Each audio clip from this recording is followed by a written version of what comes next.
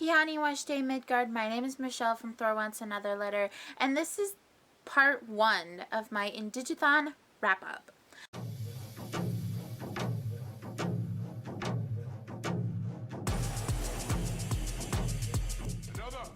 So, I don't know how many books I've read yet. Editing Shello will kind of cut in here. Hiani Washday, future Shello here. Okay, so I just want to let you know that I'm just counting this as the whole November because it's all mixed up. So in the month of November, we read 20 books. We read 3,577 pages. We read 18 days out of 30. And our average star rating was 4.5 stars. And our favorite book, our favorite indigenous book, was In the Footsteps of Crazy Horse, Crazy Horse's Vision, and Apple in the Middle. We hit 3 bingos. And our favorite prompt was children's picture book because I loved reading those picture books. I wish I would have been able to find more. That's what my spread looks like. So the first one that I read in the month of November was Annie and the Old One by Mishka Miles, and this was 44 pages. I rated it a 5 out of 5 stars. This was very sweet. This is about a Navajo girl living in the desert with her family, and on one of the days, her grandmother gets the whole family together and tells them that as soon as this rug is done on the loom, that I'm going to be passing on into the next world and I'll be with Mother Earth. And Annie does not take that very well, and so she does a series of things to try to keep that from happening, and her grandmother talks to her about what it means to pass on and everything like that, and this was really sweet and I really enjoyed it. The next book that I read was Bow Wow Powwow by Brenda Child, and this one I rated a 5 out of 5 stars. And this is a story about a girl who's at a powwow and she falls asleep and has a dream about puppies being like dogs as people at the powwow. So there's some beautiful artwork and everything like that. There's also, I believe, Ojibwe translation on the bottom, but I'm not 100% sure about that. But it was really cute, and I enjoyed it. The next book that I read was Quiet Hero in the Ira Hayes story by S.D. Nelson. This one I also rated a 5 out of 5 stars. This one talks about Ira Hayes, a Marine in the World War II during after the Pearl Harbor attacks. He was attending a residential school, and then he enlisted, and he saw some really bad stuff over there, and it talks about his alcoholism, but very subtly, and he raised the flag at he was put in the sculpture, and there's some really good illustrations by S.D. Nelson. And this was kind of sad, but he does put a acknowledgement in towards people that are struggling with alcoholism, and a props to Alcoholics Anonymous. So I really did enjoy this. It was a little dark, but the next book that I read was Crazy Horse's Vision by Joseph Bruchac, illustrated by S.D. Nelson. And there are some beautiful illustrations in here. Like, these are the end papers, but it talks about Crazy Horse Kashunka Witko, and talks about him as a child and growing up, and how he went from Curly to Crazy Horse. And there are some beautiful illustrations, except for this one. This one's really sad. This talks about how Chief Conquering Bear was killed when there was a thing going on between the Lakota and the cavalry. Crazy Horse goes on a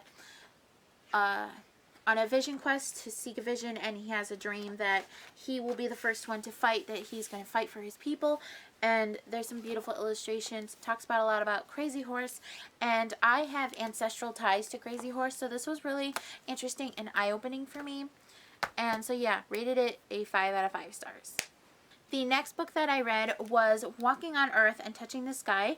This is poetry and prose by the students at Red Cloud Indian School, and this was interesting. It was edited by Timothy P. McLaughlin, with a foreword by Joseph M. Marshall and then paintings by S.D. Nelson. So there is a trend from S.D. Nelson, Joseph Bouchak, and Joseph Marshall III.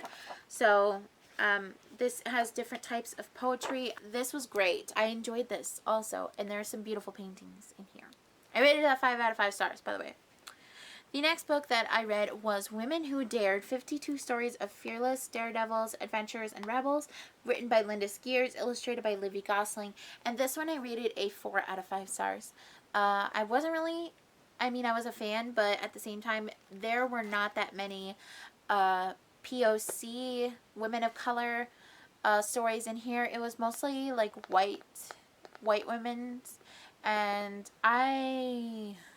it's not that they shouldn't be put, like, yes, their accomplishments should be put into a book so that way other people can find out about them. But at the same time, I don't know, I just feel like it could have been equal versus, like 10 white people stories to one person of color. There were 4 indigenous stories in here. And there were some in here that if you look them up on YouTube, you could see some of their stuff. Like there's this one woman that did this like barn flying or something, where she actually was riding on an airplane and then she would like hold on to a wire underneath, and she would like actually hold on to it with her teeth, and like the plane would go and she would just like swing around. Yeah, that's freaking scary. And then there was like a driver where she had a car accident in the 80s. And there was also another one where she was a stunt woman in the films, and she actually like jumped off a train one time. The Lillian Boyer, where she was a wing walker. So if you look that up online, you can definitely see that. The one that was really badass, that really stuck up, oh yeah, you can also find, there's a wrestler. If you look up Mildred Burke up on YouTube, you can see some of her fights. She was I believe she was a boxer or she was a wrestler. It's intense. It's kind of fun to see some of that stuff. But there was one that was really badass where she actually protected her library in Iraq. I believe she's Muslim. This is the first page in the Rebels section.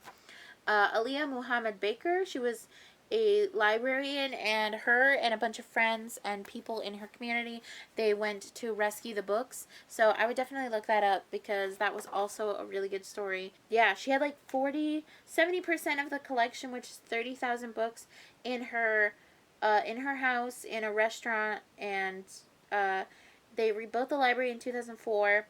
And then, but before she could return as a librarian, she suffered a stroke.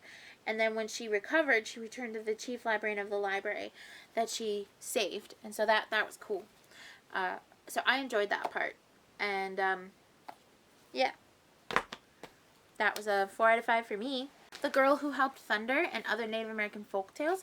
This is retold by Joseph Bouchak and James Bouchak, illustrated by Stefano Vitali, and this one I rated a 5 out of 5 stars.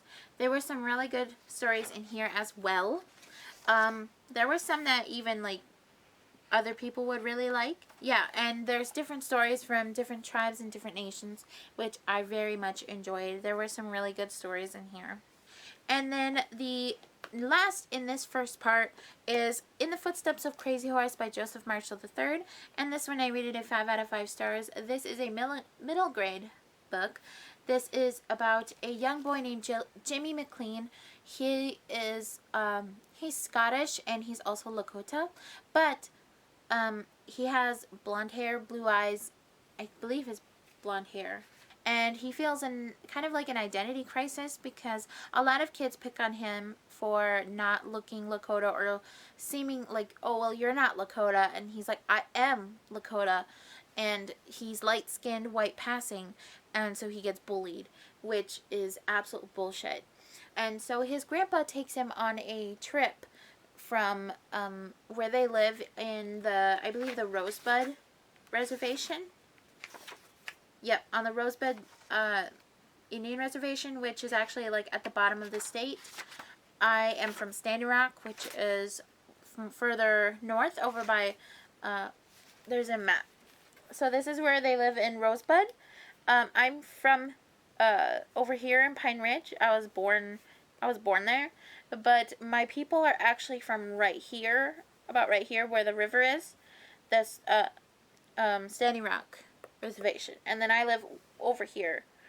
I don't think you can't see it, but I live more so over here. So he takes his grandpa takes him on a trip starting from where they live, and then they kind of go around and they visit different monuments where Crazy Horse, Tushunka, where they did their battles, and he tells them stories about Crazy Horse, and apparently Crazy Horse was more light-skinned, and so Jimmy makes the connection between him and Crazy Horse, and that he is also light-skinned, and so you really don't have to be dark-skinned. You can be light-skinned. It doesn't matter. You're still Lakota in your heart, in your mind, in your whole essence, and so he learns more about Crazy. Yeah, this was really cute, and so I rated it a 5 out of 5 stars. I absolutely loved it.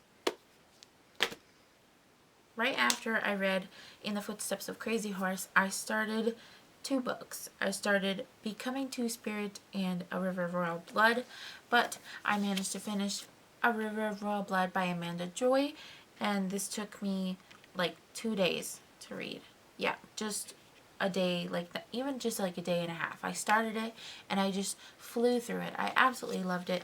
This is about 2 sisters, and the main character, Eva, has blood magic and marrow magic, and she's a little bit afraid of this power, considering that there was a queen from like 500 years before that who had murdered her sister, and that is what started the tradition that she is about to behold. And so her and her sister have to go head to head, fight to the death when Eva comes to her name day, and it's intense. I loved this. I loved the lore. I loved the political system. I love the way some of the things are set up. I love the fact that it's North African inspired. But I loved that. This was so good. Thank you to Penguin Teen for sending this to me. They sent it to me for an Instagram post thingy that they were holding, and yeah, I can't wait to see what Penguin sends to me next, and like to everyone that's in the thing, because this was like 351 pages, but I just flew through it, and I gave this a 5 out of 5 stars. This was wonderful. I loved this.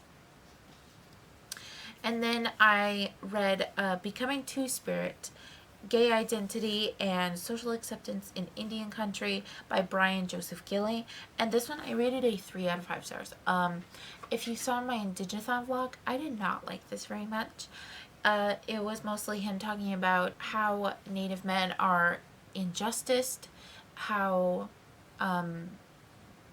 it's just about being gay in Indian country, and how some people don't want to go to certain clubs or certain places because of like it holds its own stereotype. And he was talking about trying to get more people interested in what he's doing, and yeah, I just didn't like it.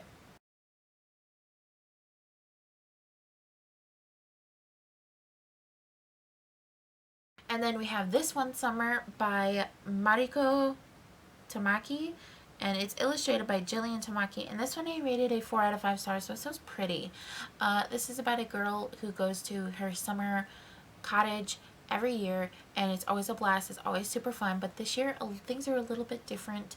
Mom and dad are fighting. Her friend is they're kind of like growing apart, but it's a more coming of age. There is some fat phobia, some like slut shaming, because this girl that lives in the community, she gets pregnant, and she hears the guys calling her a slut, so she also calls them a slut.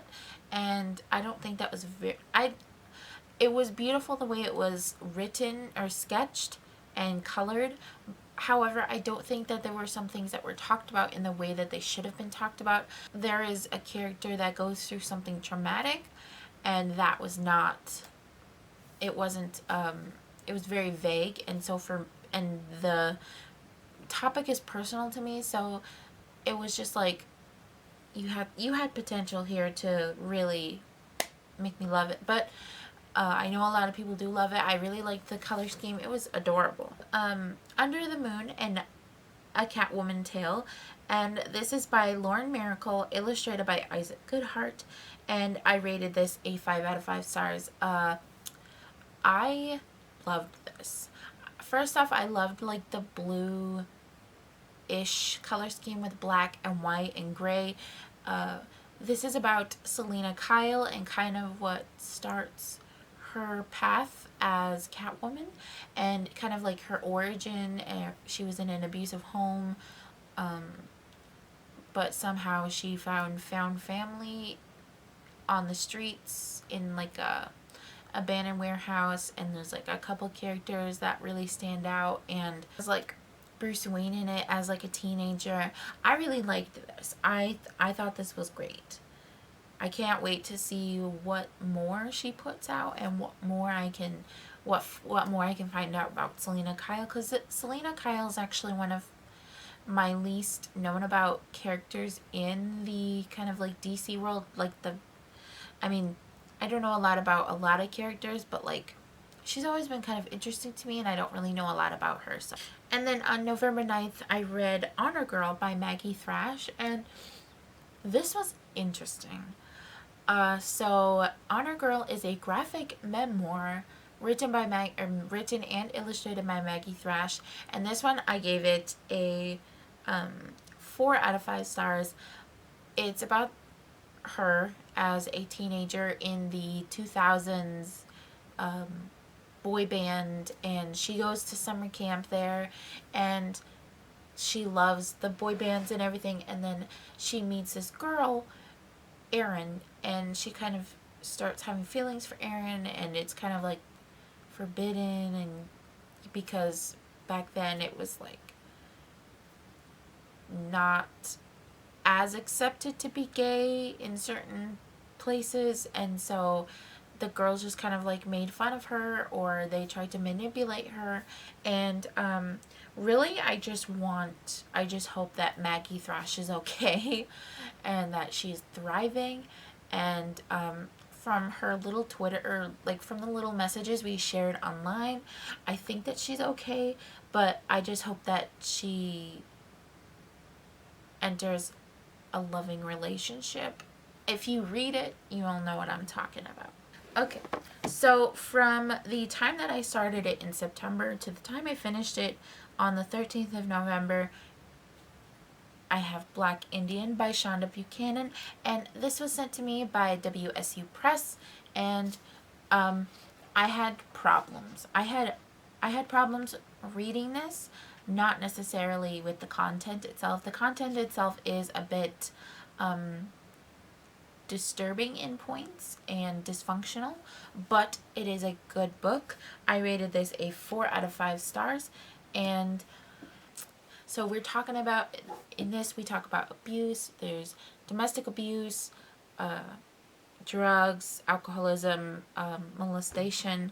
There's all kinds of things. So trigger warnings, you're warned. There were passages that I highlighted, just like, okay, so here I'm just gonna read this. She talks about her mother and how her mother was mother's dysfunctional, and like the things that she said. Over the years, I tried to understand how a woman could stay in a relationship with a man who swelled her eyes and busted her lip like she was an enemy. I was angry that they stayed. They stayed like it was a testament of faith, like sleeping in a snake pit and praying the snakes had already eaten. It was a crazy war dance of ardor that my sisters and I could tap out in hopscotch. I wanted men to know I wasn't going to be quiet if they hurt me. What did most poor, uneducated black women know how to do in the early 40s and 50s but cook, clean, and spit out babies like well-oiled machines? but they weren't machines. And I found this testament very important. Like, it was like she took the words right out of my mind, because there are so many instances where I don't understand why certain people stay in toxic relationships or abusive relationships, mentally, physically, verbally, what have you. And I just don't understand why some people let themselves get that. I don't understand how they get that far, but at the same time I do understand. For some women, it's just about, even if they do leave, what are they going to do? How are they going to survive? I get it. It's survival. Sometimes it's just, you just don't think that you're worthy, and that's why you don't leave. Or, there's so many other reasons. But when I'm close to those people, I don't get it. Because I'm one of those people that I have learned from the lessons of women before me that a man or woman, whoever, should never put their hands on somebody that they love. That's just, a real man, a good man, was supposed to take care of his woman at all costs, and it cost him something: food, clothes, and child support. And it's written so beautifully. Not all American Indians dance at powwow or go to sweat lodges or have horses. Not all of them live on reservations or stay on the reservations to which they were born, but reservation life is no fucking joke. Not all indigenous Indians look Indian. Not all black Indians are alcoholics or poor or say cousin in every other sentence or beat their wives and children. Many of my relatives don't want to claim the black family members that their fathers, grandfathers, or great-grandfathers married, or the children their mothers birthed, or aunts and uncles who were ceremonially adopted. And this makes us ashamed, muted, and not want to claim Indian blood at all. They call us mixed blood, biracial, mulatto, half-blood, heathens, but not Indian. They call us African American, black, Negro, colored, because of the stigma, land allotment policies, the one-drop rule, the U.S. Census, the massacres, and the trauma, our own ignorance, but not white. We are African transplants, African in the blood, but for so long, historically, subconsciously, anything associated with racial blackness, with my beloved continent that colonization carved up like a Thanksgiving turkey, was subverted, ostracized, punished. All the roads back to Africa were under the Atlantic Ocean. And others, grandmothers and grandfathers, black Indian, white, one way or another, would force us to forget, would kick, punch, scratch any memory out of you as to how you got there in the first place. It hurt too much to remember. Slavery, removal, migration.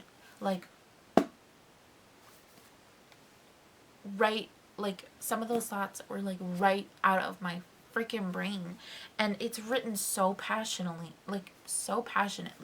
And so, yes, I had problems finishing this, but it was the parts that I read and that I enjoyed that were so spot on with how I feel about certain Native American issues, and how it really feels like how we call each other Indian, but we call each other Native American, or we call each other Indigenous, because we are more than just that. It was so good. Another book that I finished in the same day, but I had read from the 4th to the 13th, was Apple in the Middle by Dr. Don E. Quigley, and this was a reread. I had read Apple in the Middle earlier in, I believe, January. I did a review for Dr. Quigley, and her writing in this was so funny, so comedic, and it makes more sense if you're Native American and then you get it, because you've kind of heard similar phrases or similar things, or to me it just gives me the essence of home, because of Mushum and Kukum, and like cousin Junior. Like I have so many cousins that are like big dudes, and they love to eat, and there's so much community when we eat, and the way that we live through our trauma, and when we lose relatives, we don't really lose them. Their bodies are gone, but their spirits are still here, and like we talk about them like they just like left the room. And this was important for me to read, because in that same week, my uncle passed away. I had two uncles actually. One on my papa's side, and then another, my aunt's husband passed away, and it's been a very kind of emotional month in November. So we lost my great uncle Joe, and then we lost my uncle Bill, and then this month, close to Christmas, it's always the same way. We always miss our pops a lot, so it's been a little emotional, a little bit rocky, but we lost them, and this was perfect for me to read because of how you take their memories, and it's like they're not really gone. They're not really gone. It's just that their bodies are gone, but their spirits are still here, and you can still remember like the good memories and the good things that happened. But Apple doesn't have those memories because her mom died at childbirth, and so when you hear her Mushum and Kukum talk about that, it just brings back so many memories. But it's the way that they talk about their daughter, Apple's mom, and the way that it's just it's so warm and really makes you understand how certain people take grief and how certain people work through their grief.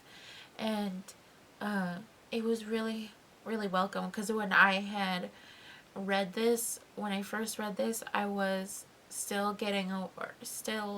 processing the loss a year later of like my pops and my Uncle Jake, and now my Uncle Bill and my great Uncle Joe. And I feel like every year we're losing someone close to us. So this was really important. So if you're going through something, if you're experiencing grief, I would definitely pick up Apple in the Middle. It's very sweet. It's a very good Indigenous read, and I always give this 5 out of 5 stars. I know people are always saying that Brody recommends They're There, and so if you're going to take anything from me, for any Indigenous reads, just know that I'm suggesting Apple in the Middle, because it's helped me. Persephone by Lucatelli Korinsky, and this I rated a 5 out of 5 stars. This was so good. This gave me Noelle Stevenson vibes, like if Noelle Stevenson was having a bad day and just like sketched something out really fast, but like so beautiful. The illustrations were wonderful.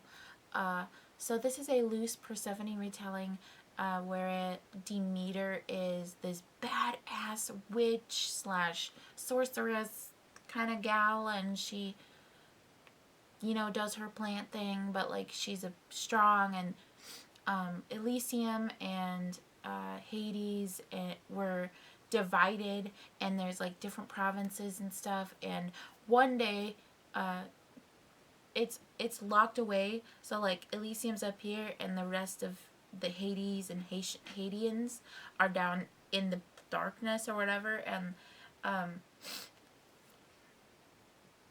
so it's all locked off from each other, and one day Persephone is kidnapped by a Haitian, and he makes her eat the blue fruit that contains them all down in the darkness or whatever. And oh my gosh, this was so good. It was so good. I'm just gonna let you read it for yourself because I'm not very good at explaining this plot. I love the feel of it. It gives you. I just love the way it's colored. It doesn't have a certain color scheme. All of the colors are either like really bright or they're very or not bright, but they're not as bright or dark. They're like not muted, but not you know what I mean? I don't know what I mean. Okay. And then on the 15th, I read My Boyfriend is a Monster #1. I Love Him to Pieces by Yvonne Sang and illustrated by Jonna Gurrison. And this one I rated a 4 out of 5 stars. This was a quick one. It's about a kind of like friends to lovers, not friends to lovers, but like people that they just worked on a project and then they kind of like each other. But she's popular. She's in baseball and he's a geek. And so they have to collaborate on a baby project, I think. Or no, it's an egg. Yeah, so it's a baby project. But they have to take care of an egg together. And so that's really fast. But then something happens and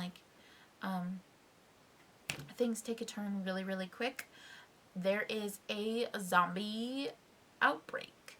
And so it's the two characters trying to get out, and one of them gets bitten. Obviously, the boyfriend gets bitten. So that was certainly interesting. So then, November 17th, I read I Was Their American Dream by Malaka Gharib. Or Malika. Sorry, it's pronounced Monica, but Malika. Malaka Gharib, and this one I rated a 4 out of 5 stars, but honestly, I think now I would definitely rate it 5 stars because this was such a good book or graphic novel. It is about Malika, who is Egyptian Filipino, and so there's melding of cultures. Her dad is Muslim. Her mom is from Manila, and her dad is from Egypt, I believe. And they both at some point they wanted to come to America for a very specific reason, to start a family and to do their American dream shebang business there. And that is how Malika came along. So within these two, she never quite feels exactly one thing, and so she has her side, her Filipino side, where whatever the family eats, and rice, and basically throwing away rice is a crime because you don't waste food, and or the way that they pray, where one side was the Filipinos' mom is Catholic and the Egyptian's dad he's Muslim, and the things you can and can't eat, and the things you do and don't do, and the way that you treat men and the way you treat women, and it's a melding of literally a melting of the two cultures. And so sometimes she's not exactly sure how to function in that way, and there are things that she holds within herself that is completely bonkers on the American side. She finds white guys and white people so crazy because they only have a certain subset of things that they do and the way that they do things and everything. And she learns about microaggressions and certain racist things and topics that you shouldn't talk about. You shouldn't ask somebody where they're from or what they are, or things like that she kind of learns along the way. And this was illustrated in a blue, red, sky blue, and black color scheme, and it was gorgeous. I loved it. Definitely check it out. There are some like interactive pages where she's like, no, really, rip this out of the book and do this. And I just loved it. It was so good. I would rate it a 5 now, but I rated it for it. And then the next book that I read was on the 19th, and that was Pumpkinheads by Rainbow Rowell, illustrated by Faith Erin Hicks. And this one I rated a 5 out of 5 stars. It's so cute. I wasn't there for Rainbow Rowell, just so you know. I was there for Faith Erin Hicks illustrating because it was adorable. It's about like coming of age and realizing that you're gonna go to college and trying to like get all those things done that you didn't do before that you're gonna do now. And it was so cute. And then the last book took me the entire month to read because I didn't want to. I didn't want to read it. And that is The Break by Catherine Evermet. And this was the group book for Indigathon. And I rated it a 3 out of 5 stars.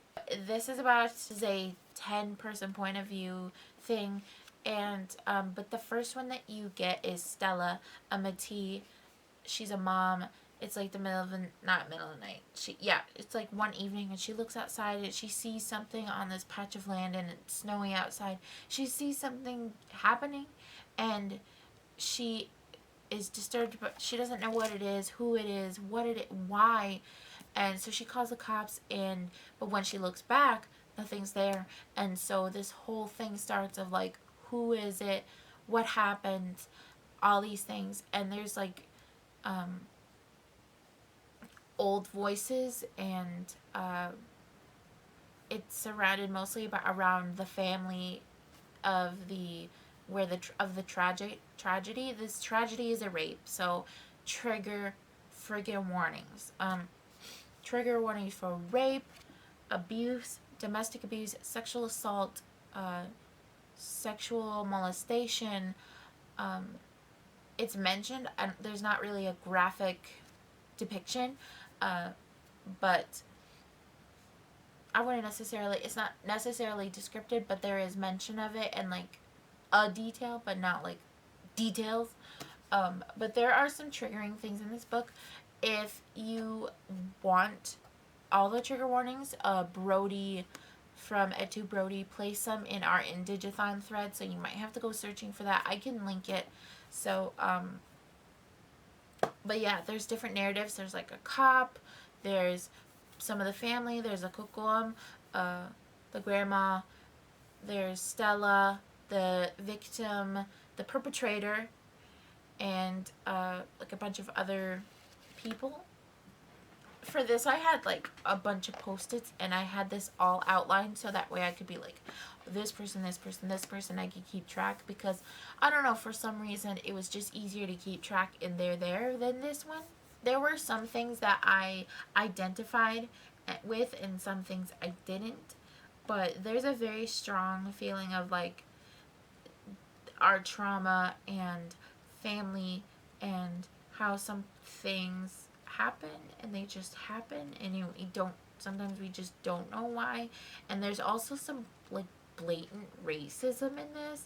I like Catherine Evermet, and I might be willing to read some more of the things that she's written, but as for right now, I'm definitely going to be taking a break from Indigenous literature until like probably like February. So there was a video that Ashley put out where she talked about reading about Native trauma and how that affected her mental health, and that is exactly how I feel.